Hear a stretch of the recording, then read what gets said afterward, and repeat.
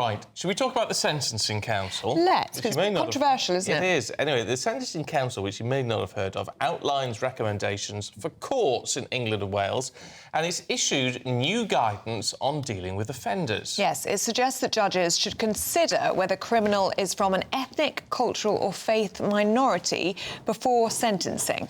But that's been met with a backlash by the Conservatives, but also, actually, by the government. Yes, Justice Secretary Shabana Mahmood has responded swiftly to all of this, promising to write to the Council to recommend reversing the guidance. Let's talk to the Shadow Justice Secretary, Robert Jenrick, who joins us from Westminster. Really good to see you this morning. So much for justice for all, then, or equal justice for all. I mean, this is ridiculous, isn't it?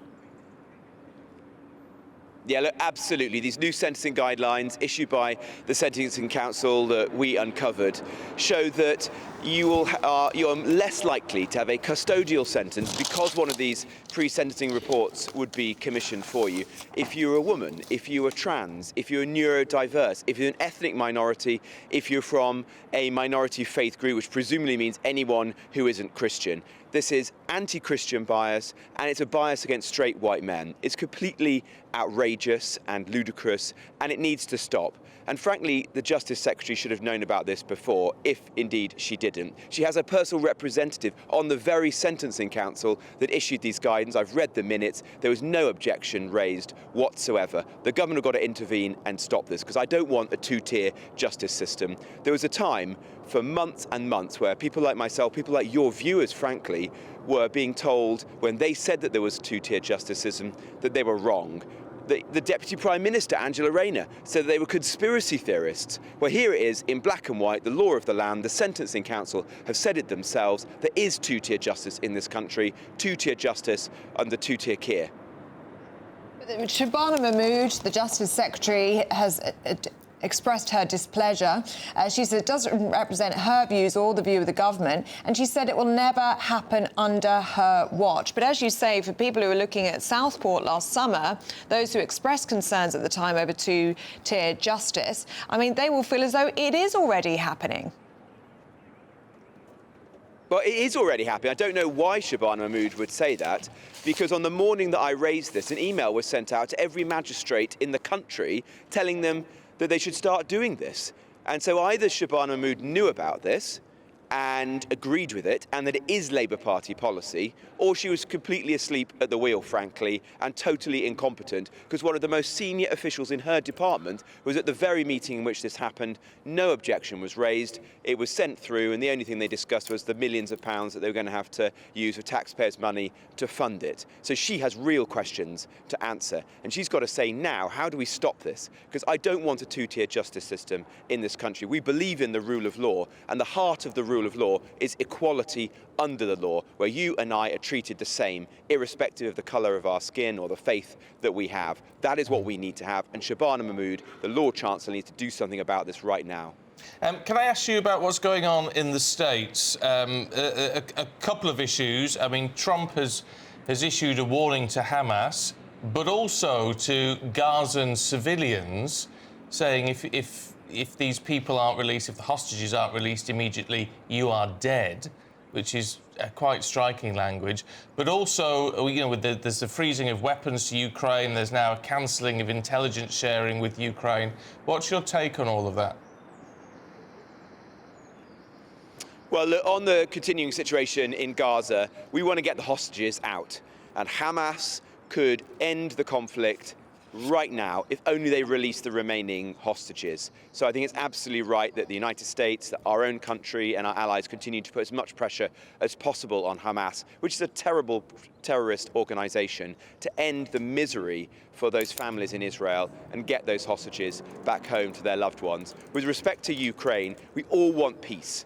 We want this conflict and the killing to come to an end as quickly as possible. It needs to be a sustainable peace, one which means that Vladimir Putin doesn't come back for a second bite of the cherry, which would be so harmful for Ukraine and the defence of Europe. But what is really revealed is the weakness of European leaders. You know, European leaders have not invested in defence. Europe is militarily weak, and it's pursued a naive energy policy that's put it at the hands of Vladimir Putin for far too long. So European leaders now need to step up, invest more in their armed forces, end the farce of net zero, so we can get the continent into a better state and take greater responsibility for our own defence. That's what I want to see. Can I ask you about this GB News revelation this morning? 1,300 migrants have crossed the English Channel illegally in just 5 days. And a story in the Daily Mail this morning that a French ship shadowed one of those migrant crossings yesterday to that middle point of the English Channel before radioing the UK Border Force, who then brought them into Dover. Stopping the boats hasn't happened, has it? And Rishi Sunak, on broadcast interviews yesterday, was saying that it was actually a mistake for the Tory government to make that a promise, saying it was too stark and too binary. And he concedes, actually, that it could never be delivered. What do you make of those comments from Rishi Sunak? Do you agree? No, I disagree with Rishi Sunak very strongly. It's not about the slogan or the communications strategy. It was about stopping the boats. The public are rightly furious at governments now of both stripes' failure to tackle this issue. We have to stop that. It's wrong that people are breaking into our country in flagrant abuse of our immigration laws, and it can be done. This is ultimately why I chose to resign from the Cabinet in 2023, because I don't believe you should make idle promises, and I want us to secure our borders. You've got to reform our human rights laws and ensure that if somebody steps foot on our soil illegally, they're detained and they are removed within hours and days, not weeks and months. That is the only way to tackle this issue. You're seeing Labour are flailing to tackle this, completely failing. The numbers are rising because they got rid of the only deterrent that we had, the Rwanda policy, and their claim to smash the gangs is clearly a complete fantasy. We need a tougher approach, and it begins with changing our human rights laws and having a robust attitude that you're deported as soon as you arrive. OK, Robert Jenrick, good to see you this morning. Thank you for your time. Thank you very much. Have a good day. You well, too. Let's get more on that very issue, actually, because the political editor of The Spectator, Katie Balls, is here in the studio. Good to see you this morning. Is Robert Jenrick right when he says we need to become much, much more robust on this issue?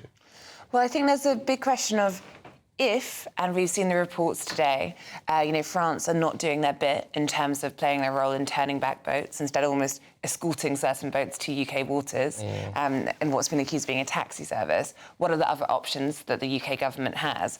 And it does feel as though human rights laws at the moment, I think there's a big perception that they are not in the favour of those who want to control borders. And they're often used in the courts as a way to keep people in the country. That when you look at the cases, it does not feel as though there is a just reason for them to be there if they've been previous offenders. Sometimes that right to family, life defence comes up. And therefore, where are you going to get to? And it's interesting hearing Robert Jenrick talking about changing human rights laws. Of course, the big one is the ECHR. And during the leadership campaign, he was talking about leaving the ECHR, but the current Tory leader, Keir, has not gone that far. So it's not yet Conservative Party policy to leave the ECHR. Rule it out. She hasn't ruled it out, but then Rishi Sunak didn't rule it out. The fudge tends to be we should reform the ECHR, but if we can't do that, you get to leaving it. Now, will the Tory position move to that? It's where reform is. It's clearly where Robert Jenrick would like it to be, but he can't quite say it at the moment. But I feel that is the course of direction at the moment. Well, talking of things he can't say, on the Ukraine issue, when I asked him about Trump and Ukraine, I mean, his emphasis was, well, European leaders need to do more, Europe needs to come together, etc., etc., etc. What he didn't do was launch an attack on the White House, which is exactly what he did last week over the Oval Office meeting that went disastrously wrong, where he was absolutely furious with President Trump. Has he been told to rein it in a bit? Well, you did have Kemi Badenoch this week have her chief whip, so who's in charge of party discipline, effectively tell every single Tory MP, so that includes the shadow cabinet, that they should not be airing their thoughts on social media or giving a running commentary on UK, Ukraine and America. And that was, I think, after a Tory backbencher and former minister talked about the idea that you couldn't rule out Trump as a Russian asset, which I think was seen as very unhelpful by Kemi Badenoch. But certainly, where Kemi Badenoch has been on tone has been much softer and probably warmer towards the White House than where Robert Jenrick has been. And I think there is frustration in the leader's office that there's been all these mixed messages. And you have someone like Robert Jenrick who's seen as potential at least former rival, perhaps a future one. They want to be from the same hymn sheet. So I think that could be a factor.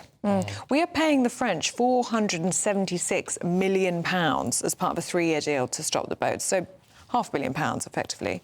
Do we need to stop paying the French, or do we need to incentivise them a different way? Because clearly the money isn't doing enough.